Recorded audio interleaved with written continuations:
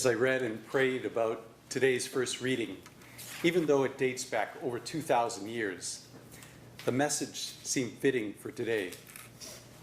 Now I know, thank God, that most of us don't receive threatening letters from powerful kings or other world leaders. Still, we do encounter other challenges to our faith in God. One author referred to one of these challenges as the continuous static that we're bombarded with every waking moment. The author cited being plugged into his cell phone as a prime means for this type of distraction. I don't know about you, but I have to agree. Once I've looked at my cell phone when the alarm goes off to wake me up in the morning, for the rest of the day, it's a constant temptation to check, to respond, to initiate messaging and searches online, sometimes for pure trivia reasons. It's this type of interaction that can distract us from God's presence and his messages to each one of us. But there is a second type of static that we may or may not even notice.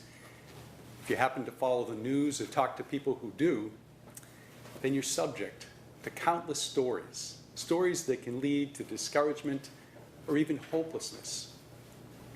In today's first reading, it's intentional.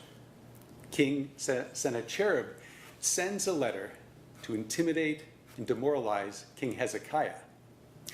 He goes right at the foundation of Hezekiah's life, his faith in God. Often, we see stories where it looks like only the powerful, only the violent are getting their way. We might even have our own experiences that can similarly challenge our faith in God.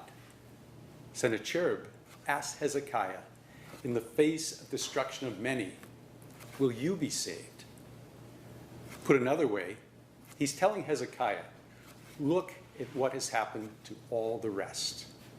And then he asks him, what makes you think that your God can save you? Hezekiah's response isn't to hide or capitulate, but to go to God. He goes to the temple of the Lord. He spreads out the threatening message, and he prays in the presence of the Lord. In his prayer, Hezekiah confesses his firm faith in God, and he denies the power of the pagan and earthly kings as supreme. In the end, he prays, O Lord our God, save us from the power of this man, that all kingdoms of the earth may know that you alone, O Lord, are God. My brothers and sisters, whatever static you and I are experiencing today, whatever discouragement, the good news is that you've persevered like Hezekiah. You've come to encounter the Lord in the celebration of this Mass. Perhaps you've been with us for the Rosary as well. And in this holy time, God not only speaks, but also hears our prayers, just like he heard Hezekiah's. May God bless you and your families on this holy day as we seek to hear God, even through the static.